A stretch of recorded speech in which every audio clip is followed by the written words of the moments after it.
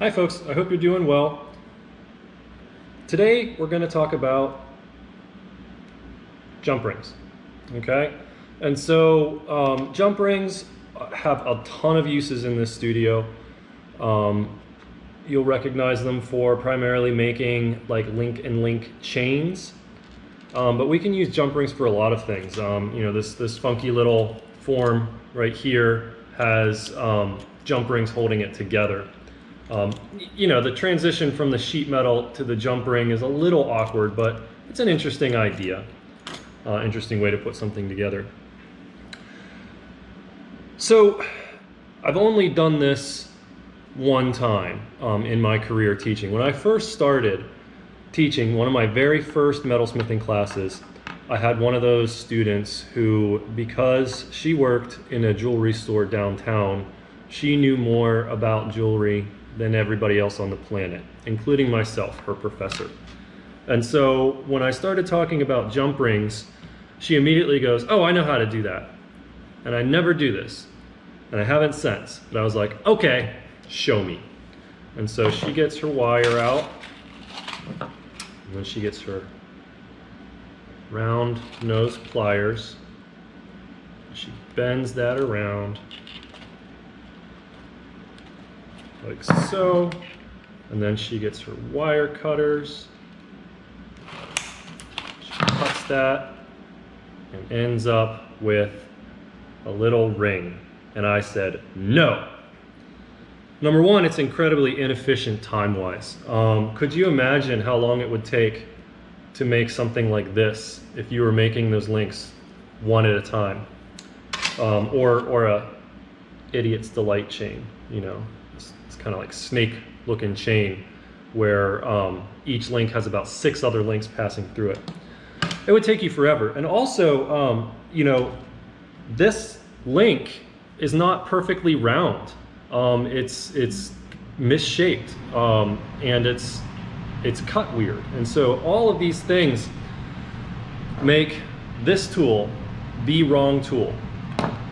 What you want to do instead is you want to make a coil, okay?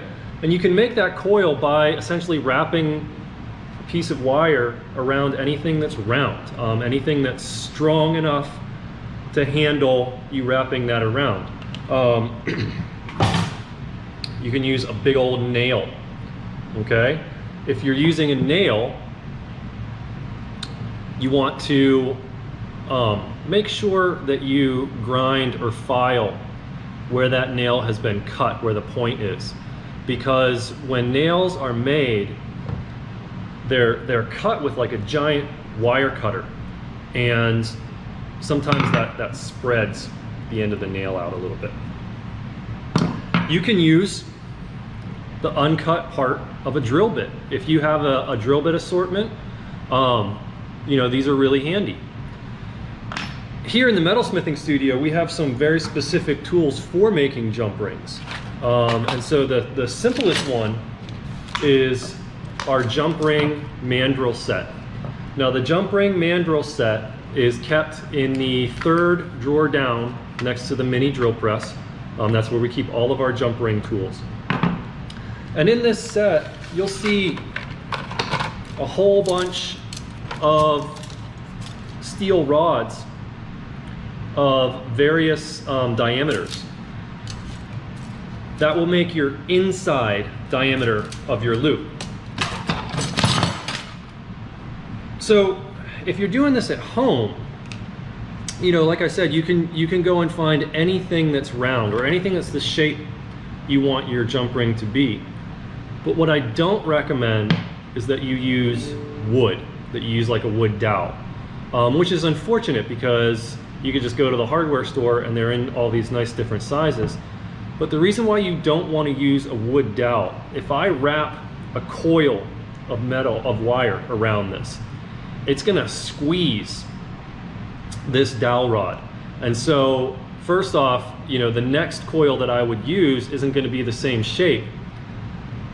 And the other thing is, you're not gonna be able to get that coil off of the dowel easily. With the jump ring mandrels, we need to take care of them. I have no idea who would do this, but one of our mandrels has been hammered in the middle and at the end. That is going to make it very difficult to get your coil off of this mandrel. You see these mandrels are a little bit bent, okay? Be careful about how much torque you're putting on your wire as you work. You know, we need to take care of these things. You know, like this one right here, it's got this little dog leg bend in it, and if you're sliding a coil off of this, that's going to make it very difficult to get off of there. The first thing I need to do when I'm making jump rings is I need to determine how big they're going to be. And so the way that I determine the size of my jump ring is going to be the inside diameter of that ring will be what the diameter of the mandrel or whatever material that I'm using for my mandrel, if you're using a nail or a drill bit or something like that. So now I've chosen my mandrel. I'm going to, as securely as possible, clamp that in my bench vise. These little stationary bench vices are going to be much better for this job. The adjustable rotating ones really aren't good for making jump rings. Next, I'm going to pull out a length of wire for my coil. Now, for this demonstration, I'm not going to make a very large coil. And so I'm just going to pull out maybe 12 inches or so. The next thing I need to do is I'm going to take about an inch, 3/4 of an inch or so at the very end, and I'm going to bend that somewhere around a 90 degree. That's a little bit tighter than a 90 degree, and that's fine. Okay? I'm going to take this part that's bent at a 90, and I'm just going to slip it down into the vise. And then from here, I'm going to start making my coil. Now what I'm doing is I'm tugging down to the bench a little bit because I want to stack each of these links directly on top of each other. I don't want any space, I don't want any gaps, and I don't want any overlaps.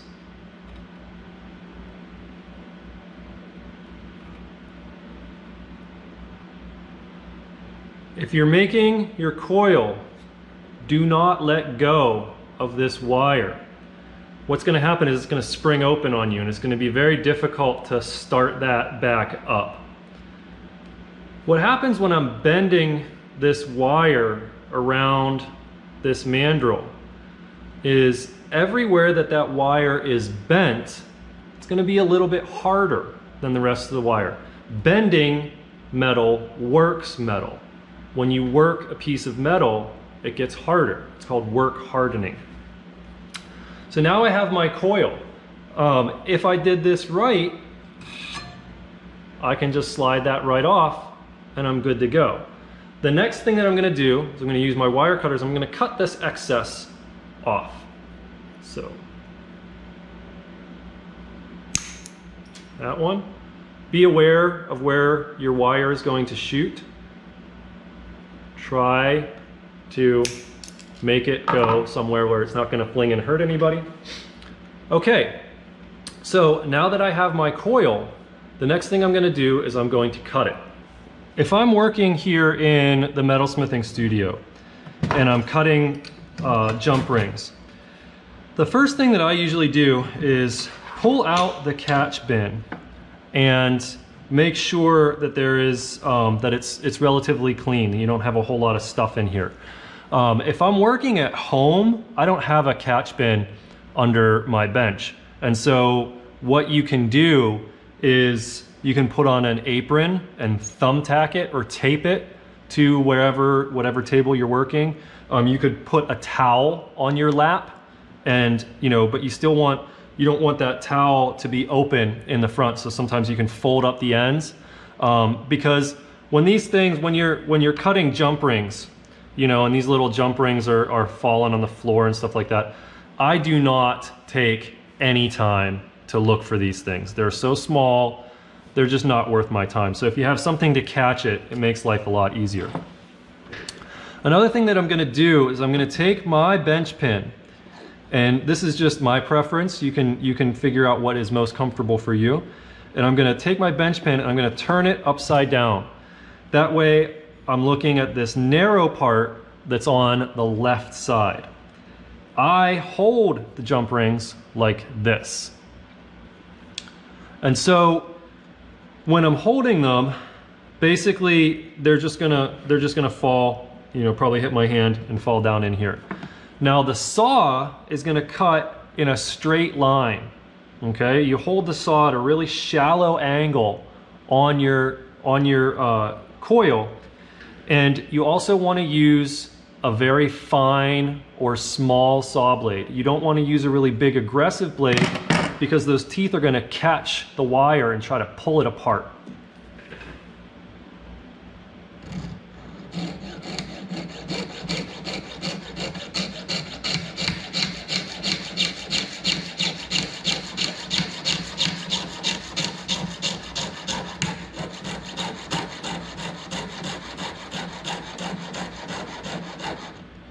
So when you're sawing at a very shallow angle like this, basically what it's doing is it's cutting a straight line up the coil. And by cutting that straight line up the coil, you're gonna get a bunch of perfectly round, equally sized jump rings.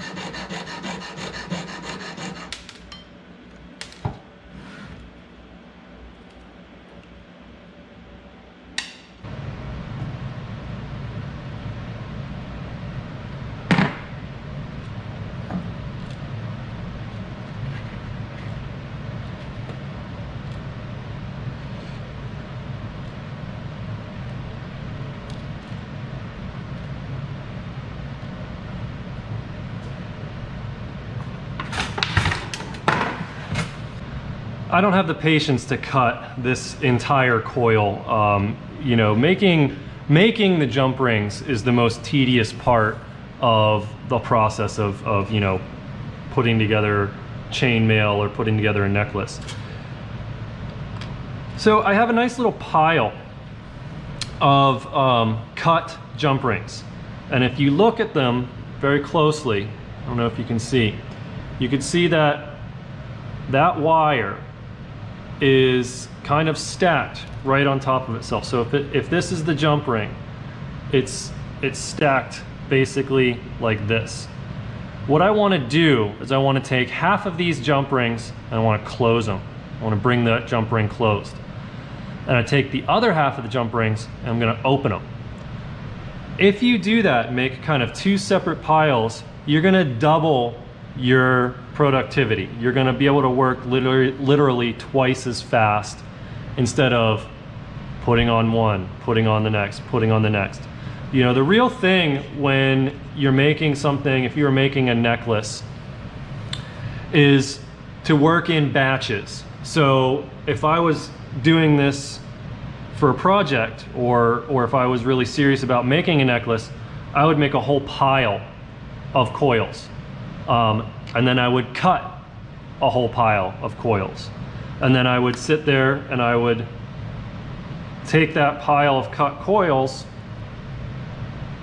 open,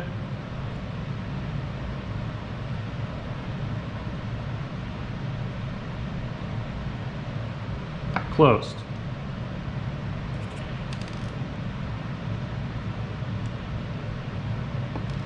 Open.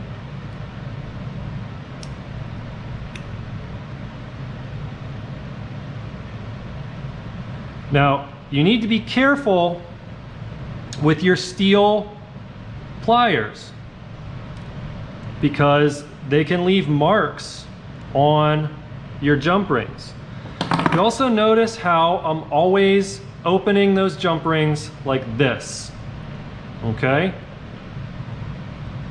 You never open a jump ring this way because you'll never get it back to being perfectly round.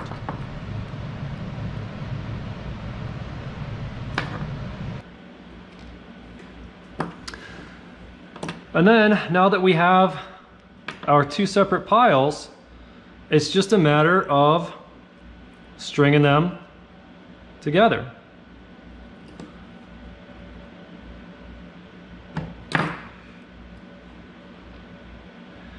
Now, you're not going to impress a whole lot of metalsmiths with your chain making abilities. Basically, anyone that's been working as a metalsmith for a while knows that, you know, jump rings and chains and things like that, it's just your ability to follow a pattern. And you know, your ability to follow a pattern, I mean, it's just this repetitive motion. Your ability to follow a pattern is just repetitive motions. You could literally sit in front of the TV and put chains together. Whoa.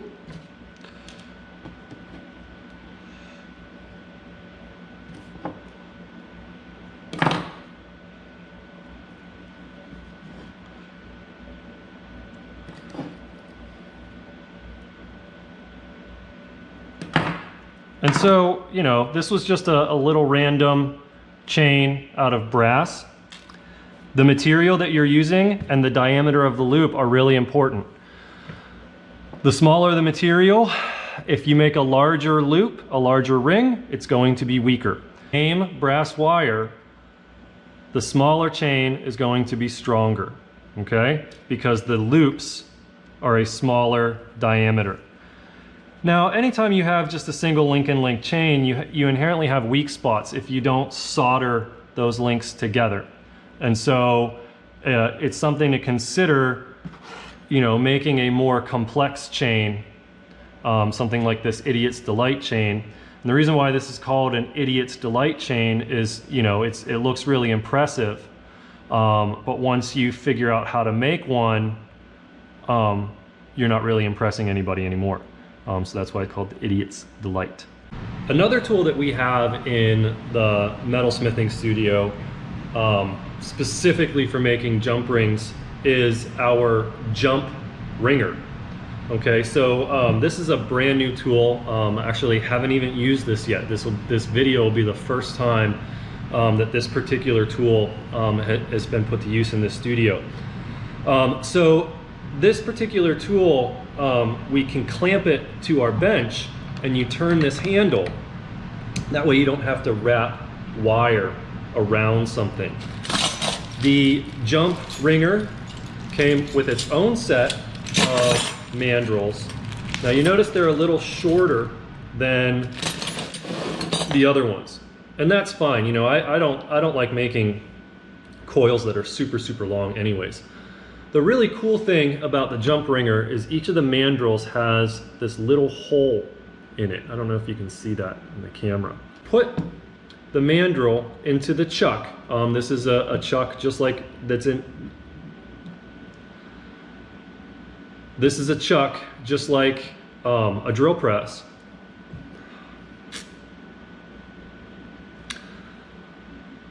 This is a chuck just like what's on the end of a drill. This would be a keyless chuck, one that you just tighten with your hand. And once it's in there, then we can go ahead and twist our wire, okay? The jump ringer also comes with this handy cutting jig. And so basically what you're gonna do is you put your coil in here and then you clamp this plate down. Then you're gonna put this on the end of the flex shaft. You put this fancy little saw on the end of the flex shaft. get everything all lined up, and then basically this will travel along and cut your coil if you don't want to cut it by hand. Now I'm going to demonstrate the jump ringer. When you choose your mandrel, make sure you keep the hole towards the end, okay? I don't want to put the side that has the hole in the chuck, because we're going to be putting some pressure on this, and this inherently creates a weak spot in the mandrel. So I'm going to put my mandrel in the chuck, tighten that down really nice. So I'm going to slip my wire into this hole and basically just give a little bend, kind of like I did with the doing it by hand. And then from here, I'm just going to crank.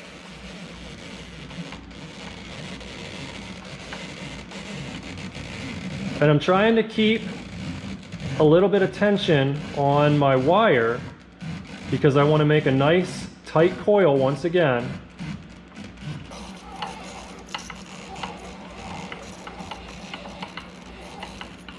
And then I'm going to go all the way to the chuck, and from here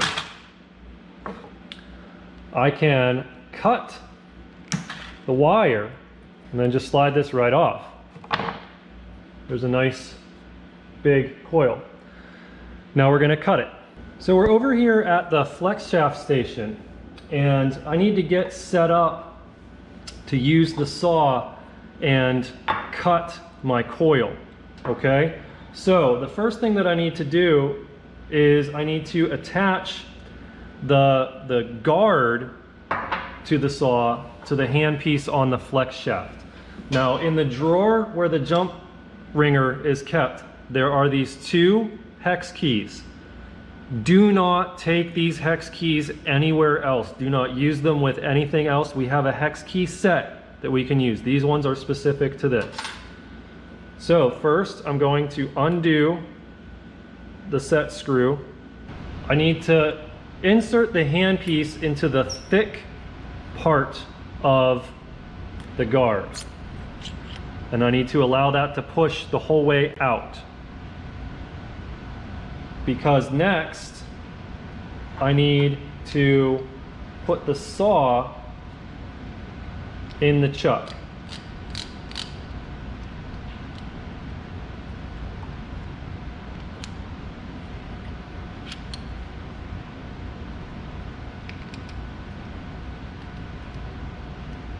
Tighten that all the way down. I need to line up the saw with the opening, just like that, and then tighten down the set screw.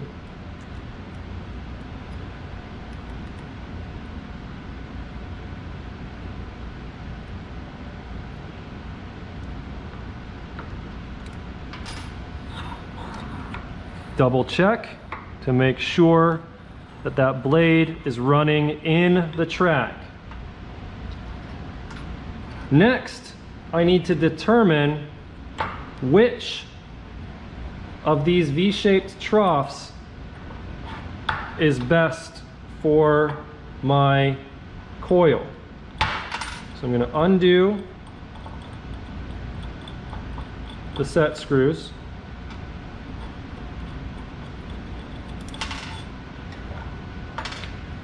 And obviously, this trough is going to be way too small. You want your coil to come up close to the top without sticking up out. Well, I guess it could stick up out a little bit. Okay, so trim off the excess wire. I don't know if this is necessary, but doesn't hurt. Now in the cutter, you'll notice each one of these troughs has a little pin, and we want our coil to rest against that pin. You want to choose the trough where your steel plate is going to hold that coil nice and tight, but you don't want the coil sticking up an excessive amount, okay? I take my plate,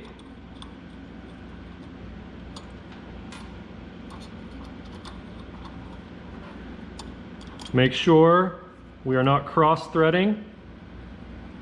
We're screwing these into a piece of aluminum. Aluminum is very soft. If you cross-thread, then you risk stripping it out. Okay, so now I'm in there nice and tight. The flex shaft is going to spin and rotate towards me, so it's going to be putting pressure against that pin.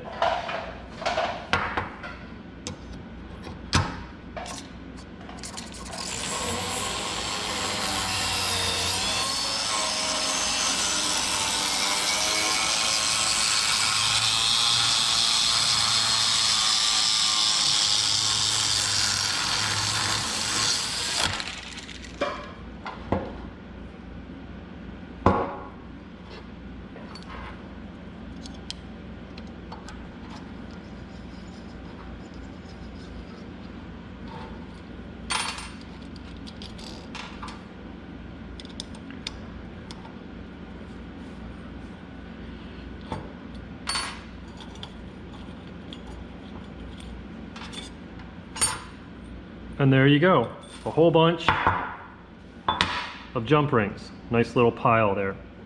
So with this pile of jump rings, just like before, I would take half and I would open them, I would take the other half and then I would close them. Now as far as the jump ringer goes, we want to reassemble the cutting jig. You don't have to tighten this down super tight, but we definitely don't want to put ourselves in a position where we lose these set screws or anything like that. I need to loosen the set screw on the guard, slide the guard down, remove the saw,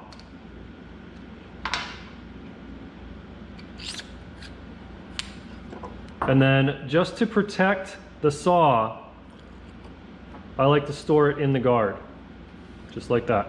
And then we'll put everything back in its drawer where it belongs.